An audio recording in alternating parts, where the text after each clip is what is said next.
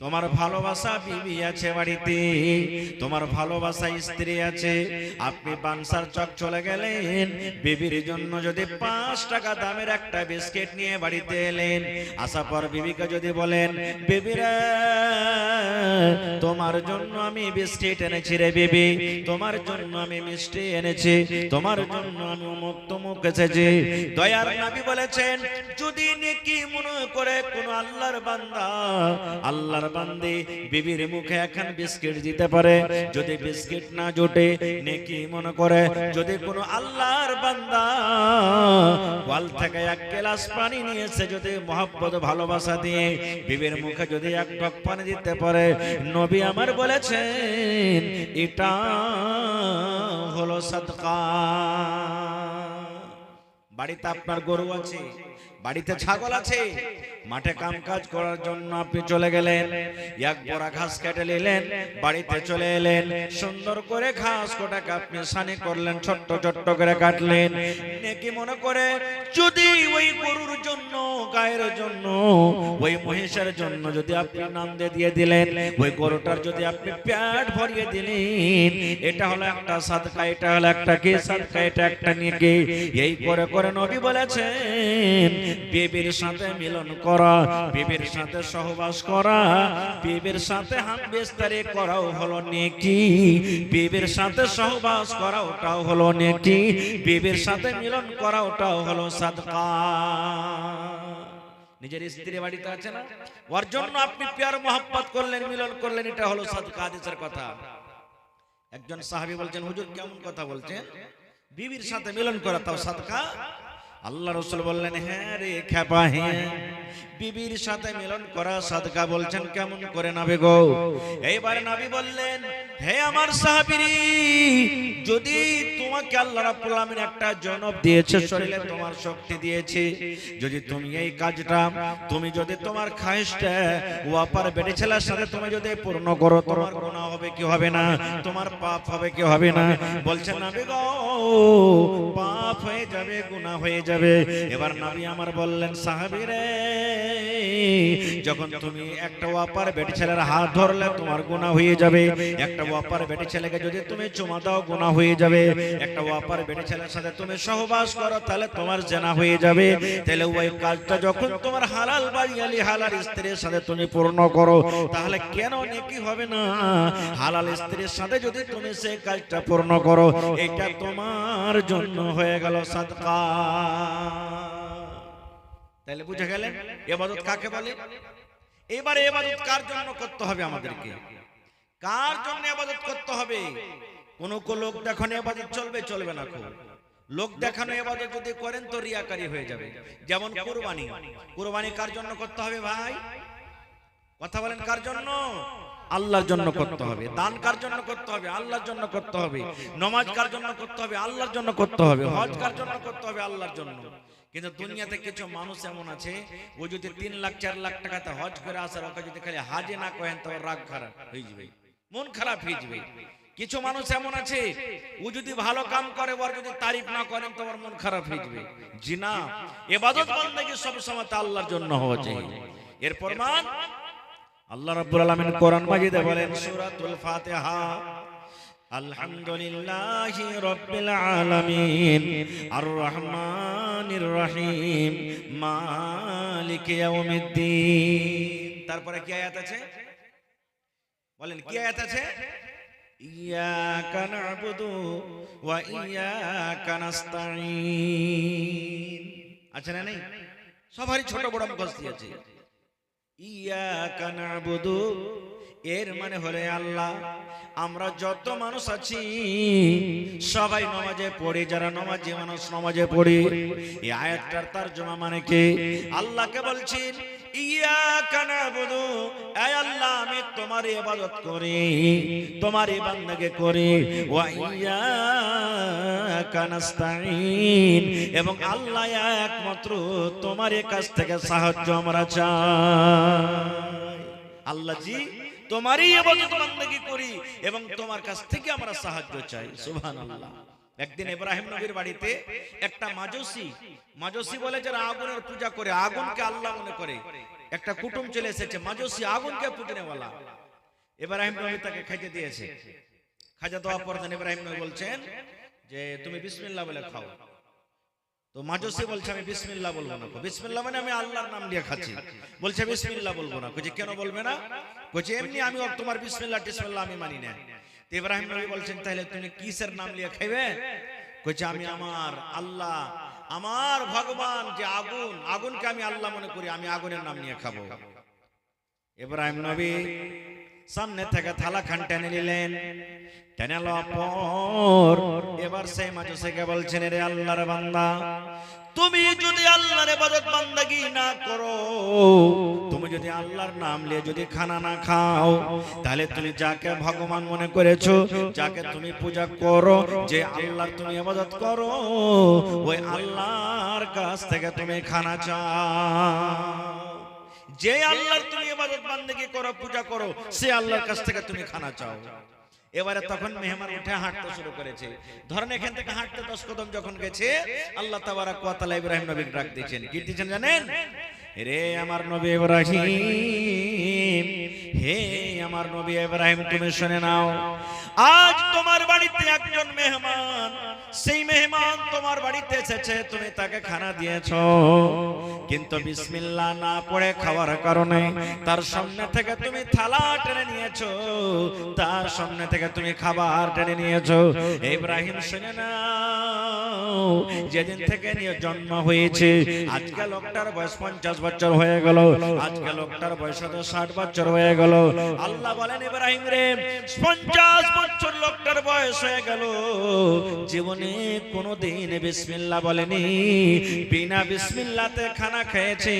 আমি আল্লাহ রাগ করে কোনোদিন বলিনি তোকে খেতে দেব না রে, তোকে খেতে দেব না। আল্লাহ বলেন ইব্রাহিম, আর তোমার বাড়িতে এক টাইমের লোকটা খাবার খেতে এসেছে, আর বিসমিল্লাহ না বলার কারণে তার সামনে থেকে তুমি থালা টেনে নাও। নারে তাকবীর। তাহলে ভাই, ইবাদত বান্দাগি হলো ওইটাই, যাতে আল্লাহ তাবারাক ওয়া তাআলা রাজি হয়ে যাবেন, খুশি হয়ে যাবেন। এবং ইবাদত বান্দাগি কার জন্য করতে হবে? একমাত্র আল্লাহ তাবারাক ওয়া তাআলার জন্য করতে হবে। আজকে আমরা মুসলমান, তারাবির নামাজ পড়েছি, 5 ওয়াক্ত তো আছে। যদি খালি ইমাম সাহেব একটুখানি লম্বা করে দেয় 2-4 আয়াত, নামাজের পরই আমরা ইমাম সাহেবকে বলবো, হাজি ইমাম সাহেব, হাফিজ সাহেব, এত কি লম্বা লম্বা করে তেলাওয়াত করতে হয়? আরে আমরা কাম কাজ করা মানুষ একটু ছোট ছোট করে পড়িতে পারো না? কি মশা, ও নামাজ পড়ছে দেখো, ডাহিন হাতে বাড়ি, একবার পা হাতে বাড়ি, খালি বাড়ির বাড়ি চলছে। ওরে সুবহানাল্লাহ, আমার আপনার নবী মুহাম্মদ সাল্লাল্লাহু আলাইহি সাল্লাম 5 ওয়াক্তের ফরজ নামাজ দূরের কথা, আল্লাহর নবী রাতের বেলাতে তাহাজ্জুদের নামাজ পড়তেন। মুসলমান, এই আমার জংলা টোলার গ্রামের মেয়েরা খালারা শুনেন, আমার নবী তাহাজ্জুদের নামাজ এত লম্বা করতেন, এত রাতের বেলাতে লম্বা করতেন। নামাজ পড়ে পড়ে পড়ে নামাজে দাঁড় হয়ে হয়ে নবীর পা গলা মোটা মোটা হয়ে ফুলে যেত। আপনি যেরকম ভাবে বসে আছেন, 3 ঘন্টা বসে থাকবেন, আপনার পা ফুলে যাবে। ট্রেনে দেখবেন যারা জেনারেল ডাব্বাতে যায়, খাড় হয়ে থেকে থেকে থেকে পা খানটা ফুলে যায়। ফুলে কি ফুলে না? নবী আমার রাতের বেলাতে তাহাজ্জুদের নামাজ পড়ে পড়ে, নফল পড়ে পড়ে এত লম্বা লম্বা তেলাওয়াত করতেন, নবীর পা দুটো কিন্তু মোটা মোটা হয়ে ফেলে যেত। আল্লাহর নবীর বিবি মা আয়েশা রাদিয়াল্লাহু তাআলা আনহা নবীকে বললেন, নবী গো, আল্লাহ রাব্বুল আমিন আপনার আগেকার গুনাহ maaf করে দিয়েছেন গো নবীজি, আল্লাহ আপনার পিছনের গুনাহ maaf করে দিয়েছেন। আল্লাহ নবী গো, আগেকার গুনাহ আল্লাহ maaf করে দিয়েছেন, পিছনের গুনাহ maaf করে দিয়েছেন গো দয়ার নবী। তবে এত কষ্ট করে করে করে করে কেন আপনি ইবাদত বান্দেগি করেন? দেখেন এত লম্বা লম্বা তেলাওয়াত করেন নবী গো, তেলাওয়াতের কারণে আপনার পা মোটা মোটা হয়ে ফেলে যায়। নবীজি, কেন আপনি এত কষ্ট করছেন? আপনার তো আল্লাহ আগে কারো গুনাহ maaf, পিছে কারো গুনাহ maaf, সব গুনাহ maaf করে দিয়েছেন। আপনি তো গুনাহ থেকে মাসুম, তো কি কারণে এত লম্বা লম্বা ইবাদত করছেন? নবী আমার কি বলেছিলেন জানেন? হে আমার ভাইরা খালারা শুনেন, আল্লাহর নবী বিবির কথাটা শুনে বলছেন, আয়েশা রে, আন আকুনা আবদান শাকুরা। আয়েশা, আল্লাহ যে আমার গুনাহকে maaf করে দিয়েছেন, তবে আল্লাহ রাব্বুল আমিনের কি আমি শুকরিয়া আদায় করব না? আল্লাহর শুকরগুজার বান্দা আমি হব না? আল্লাহ যে আমার গুনাহকে maaf করেছেন, তো কি আল্লাহর আমি শুকরিয়া আদায় করব না? এ ভাই আমার মায়েরা খালারা, যদি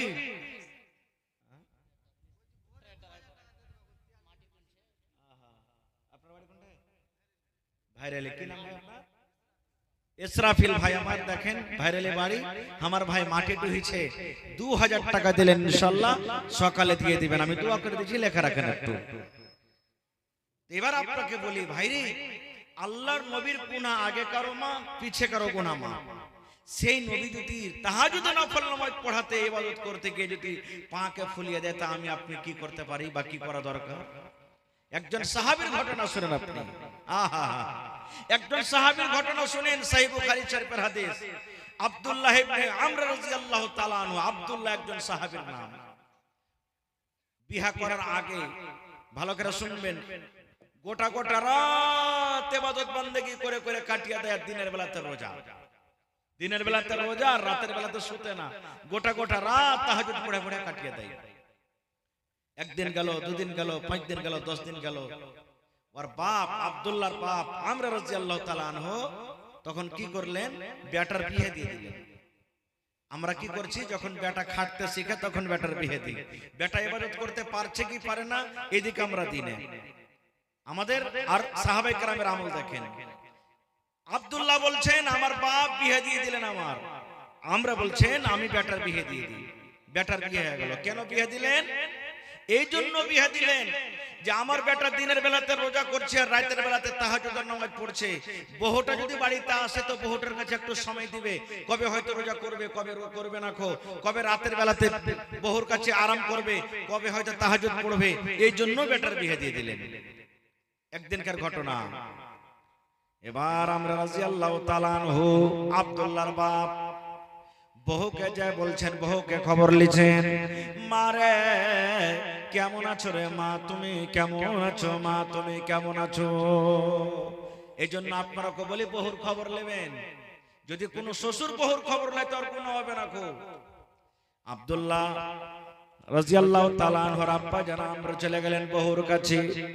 বহুকে বলছেন, মা রে তুমি কেমন আছো রে মা, তুমি কেমন আছো? বহু মা বলছেন, আব্বাজি খুব ভালো আছি, আল্লাহ রাব্বুল আমিন খুব ভালো রেখেছেন, খুব ভালো আছি, খুবই সুখে আছি, আরামে আছি। এইবারে তখন শ্বশুর বলছেন, বহুমা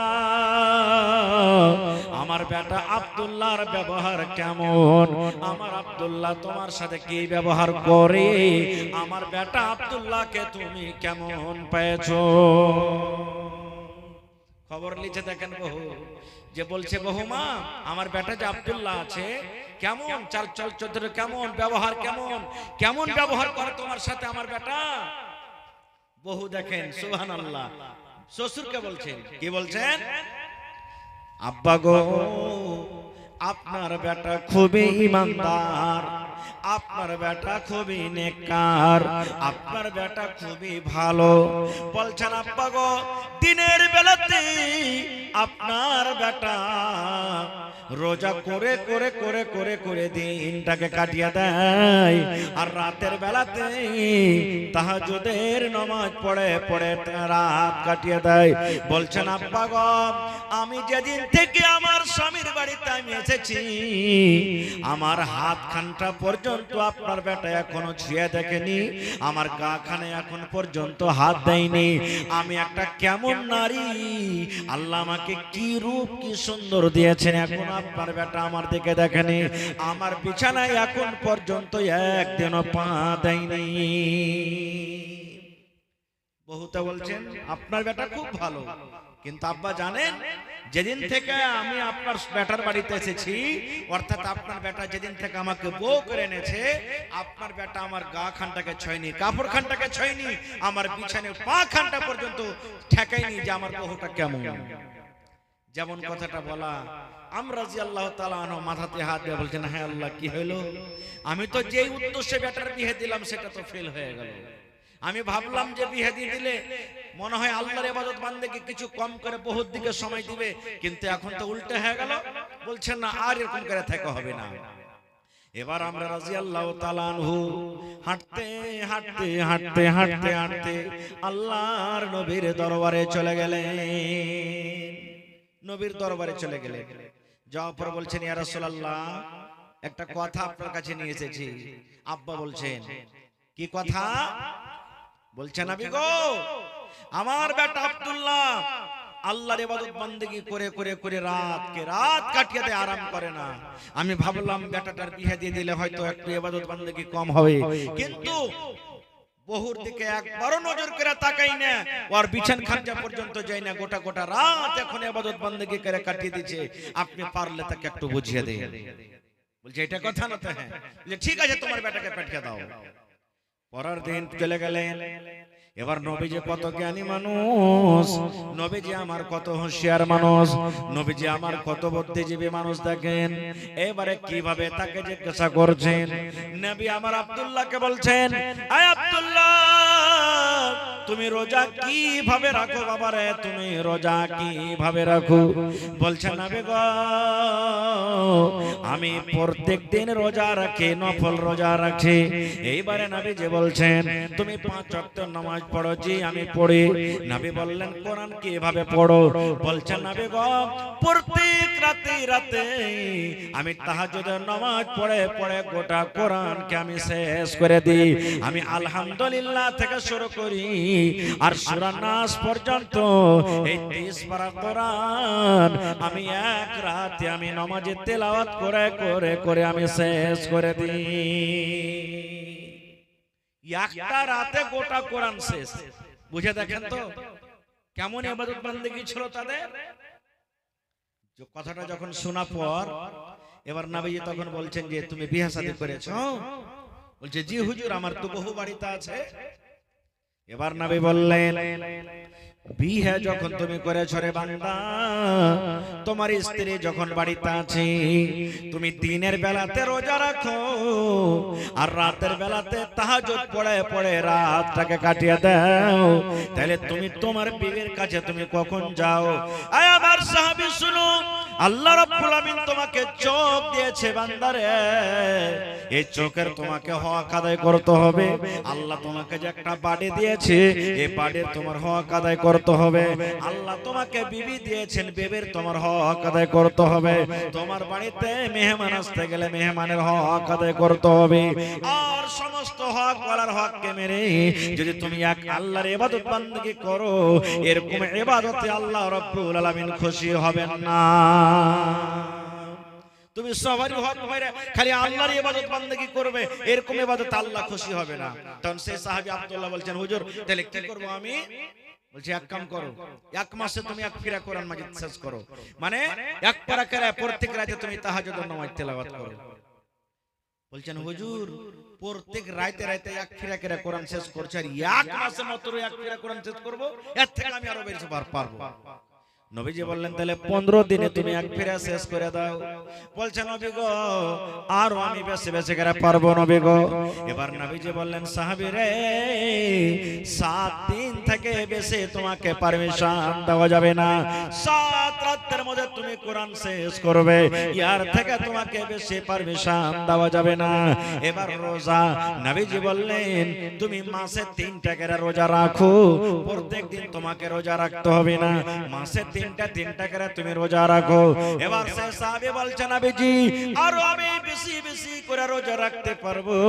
এবার নবীজি আমার বললেন, সাহাবীরা তাহলে তুমি মাসে 15 দিন রোজা করো আর 15 দিন তুমি রোজা রাখিও না।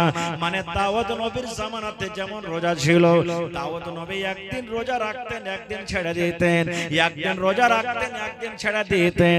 এরকম ভাবে তুমি রোজা রাখো, একদিন তুমি রোজা রাখো, একদিন রোজা ছেড়ে দাও। আজকে শুক্রবার তুমি রোজা রাখো, শনিবার ছেড়ে দাও। এবার রবিবার রোজা রাখো, সোমবার ছেড়ে দাও। মঙ্গলবার রোজা রাখো, বুধবার ছেড়ে দাও। এরকম ভাবে একদিন রোজা রাখো, একদিন তুমি ছেড়ে দাও। এরকম করতে গেলে আল্লাহ রাব্বুল আমিন তোমার ইবাদতকে আল্লাহ কবুল করবে। তাহলে সাহাবায়ে কেরামের আমল কি ছিলেন ভাই? সাহাবায়ে কেরামের ইবাদত কি ছিলেন? এত বেশি বেশি তারা ইবাদত বندگی করতেন সুবহানাল্লাহ, যে তারাকে কম করতে বলা হতো আর আমরা কিন্তু করতে পারি না। সুবহানাল্লাহ।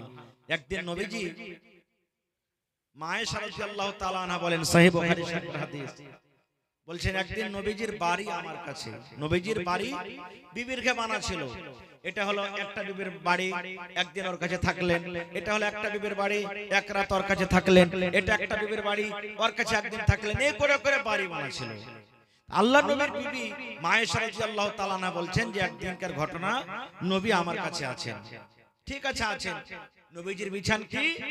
আজকে যে পালং, আজকে যে সোফা, আজকে যে আপনার তোশক, আজকে গাদলা, নানা রকমের বিছান। সুবহানাল্লাহ। আমার নবীর বিছান দেখেন। মা আয়েশা বলছেন কি, নবী আমার কাছে এলেন আর চাপ্পাল জুতা যে পায়ে ছিল জুতো দুটোকে খুলে দিলেন। খুলে দেওয়ার পর নবীজি এখানটা বড় ধরনের চাদর গায়ে দিয়েছিলেন, যেমন আমরা শাল গাঢ় কাপড় গায়ে দিই না চাদর, এরকম ধরনের চাদর গায়ে দিয়েছিলেন। বিছান নাই। আহা, মা আয়েশা বলেন যে চাদর খান নবী গায়ে দিয়েছেন, অর্ধেক চাদর নবীজি নিজের গতরের উপরে রাখলেন আর চাদরের অর্ধেকটা নবীজি নিজের পিঠের তলাতে বিছান লাগিয়ে দিলেন। কত গরিব মানুষ দেখেন। আহা, একটাই চাদর আধখানি গায়ে দিলেন আর আধখানি বিছিয়ে দিলেন।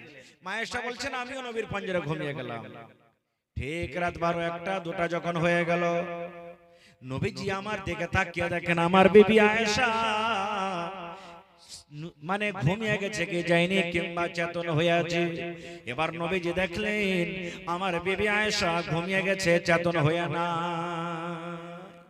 এবার নবীজি বলছেন, মা আয়েশা বলেন যে নবীজি আস্তে আস্তে করে বিছানা থেকে উঠলেন, একবারে আস্তে আস্তে, যেন আমার বিবি জানতে না পারে, আমার বিবি আয়েশা চেতন না হয়ে যায়। কিন্তু মা আয়েশা বলছেন আমি কিন্তু চেতন হয়ে আছি, আমি নবীকে জানতে দিই না যে আমি চেতন হয়ে আছি কি আমি নিন পারছি, আমি জানতে দিই না। মা আয়েশা বলেন আস্তে আস্তে করে নবীজি বিছানা থেকে উঠলেন, জুতা পায়ে দিলেন, এবার দুয়ারটাকে খুললেন আর খোলার পর আস্তে করে ঝাপখানটাকে সাটিয়ে আবার নবীজি হাঁটতে লাগলেন। কোথায়? একবারে জান্নাতুল বাকি কবরস্থানের দিকে হাঁটতে লাগলেন। মা আয়েশা বলছেন আমার মন কিন্তু খুব খারাপ হয়ে গেল। কি খারাপ হলো জানেন? এই মন খারাপ হলো, আমি উল্টা বুঝলাম যে আজ হলো আমার বাড়িতে নবীজির বাড়ি, আমার ঘরে বাড়ি, আর এত রাতে নবীজি আমাকে বাদ দিয়ে অন্য বিবির কাছে মনে হয়ে যাচ্ছে। আমার মনটা কিন্তু খুব খারাপ হয়ে গেল।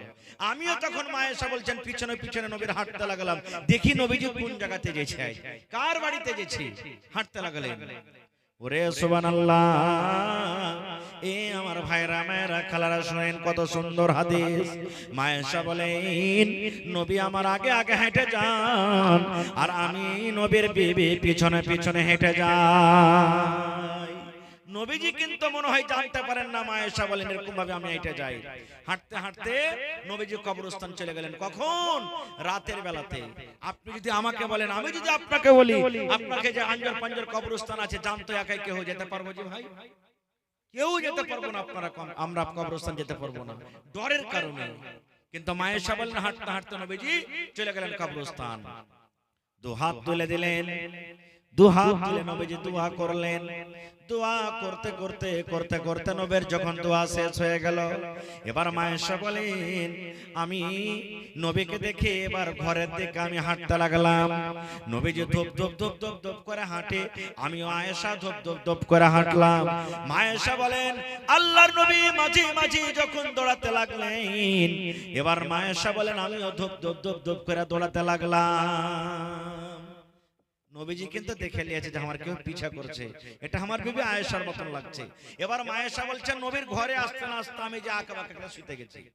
এবার আপনাকে একটা প্রশ্ন করি, কোন মানুষ যদি বাইরে থেকে দৌড়িয়ে আসে তো শরীরটা বা ওর শ্বাসটা হ্যাঁস ফ্যাঁস করবে কি করবে না? করবে না? করবে না ভাই? করবে। এবার নবীজির আসা না আসার আগে মা আয়েশা কিন্তু শুতে গেছে বিছানে, শ্বাসটা কিন্তু মোটা মোটা হয়ে ফুলছে। এবার নবীজি আয়েশাকে বলছেন বিবি রে তুমি কোথায় গেছিলে রে বিবি, তোমার শ্বাসটা কেন ফুলছে তুমি দয়া করে বলো তো। কি ব্যাপার আয়েশা, তোমার শ্বাসটা ফুলছে কারণটা কি? মা আয়েশা তখন বলছেন যে না কই না তো, না না আমি তো শুতে আছি, আমার কোনো শ্বাসটা ফুলে না। এবার নবীজি বললেন, আয়েশা তুমি সত্য করে বলে দাও, আর যদি তুমি না বলো আয়েশা রে, আল্লাহ রাব্বুল আলামিন কিন্তু আমাকে জানিয়ে দেবে তুমি কোথায় গেছিলে।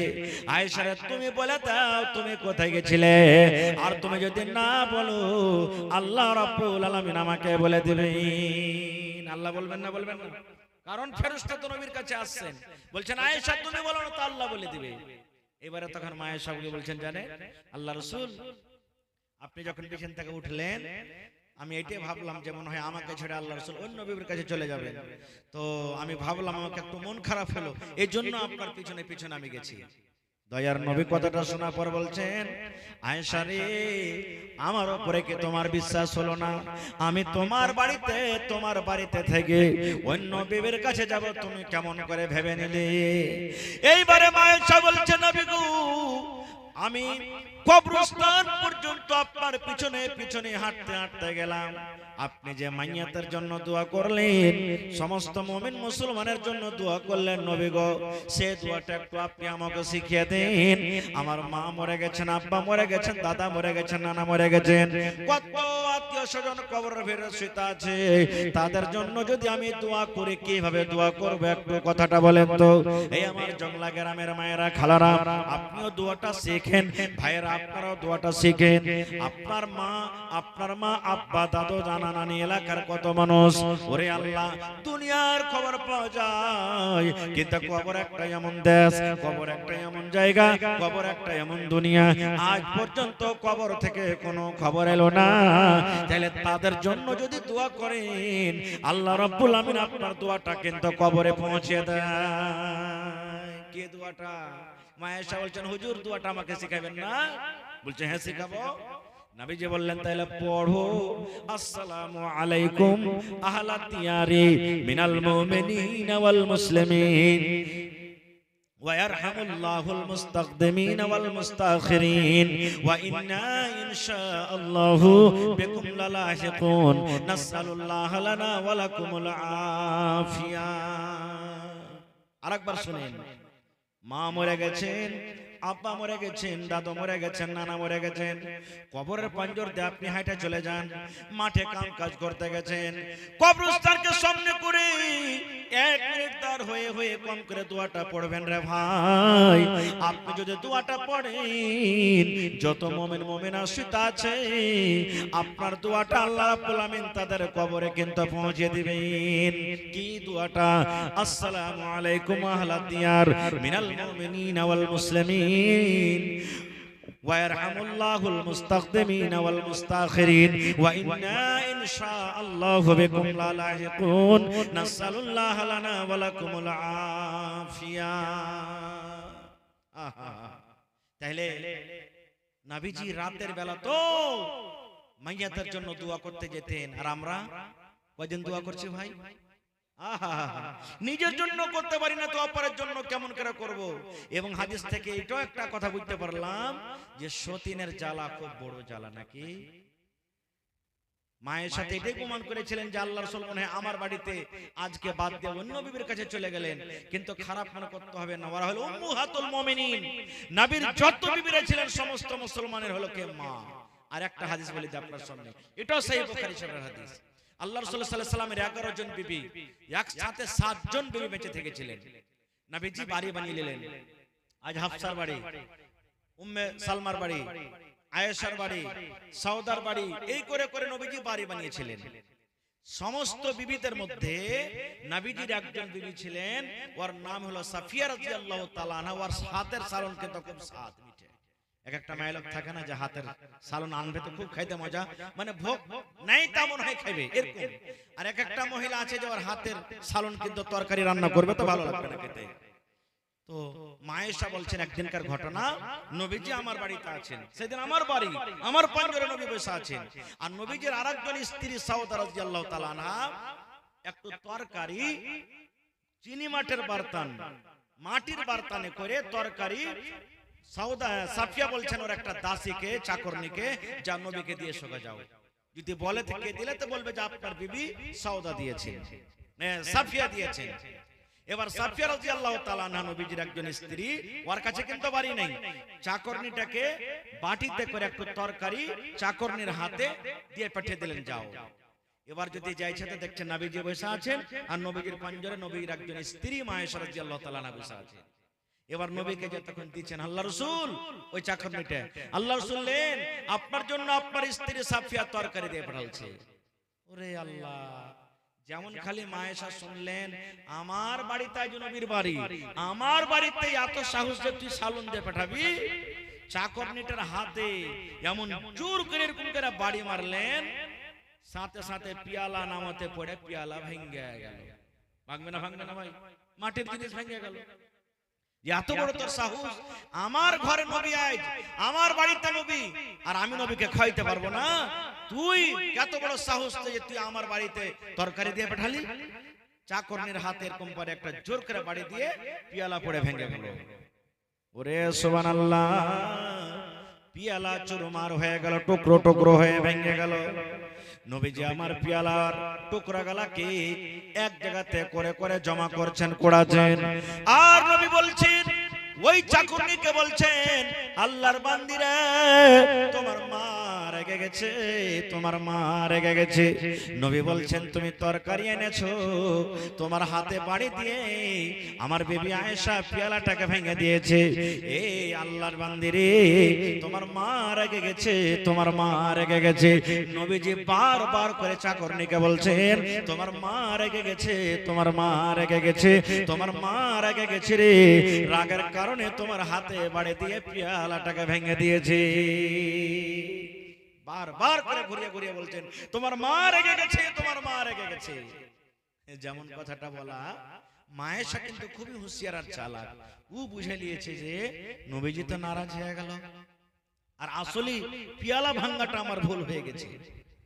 এবার তখন মায়েশা বলছে নবী গো ভুল হয়ে গেছে গো নবীজি, পিয়ালা ভাঙে আমি ভুল করে দিয়েছি।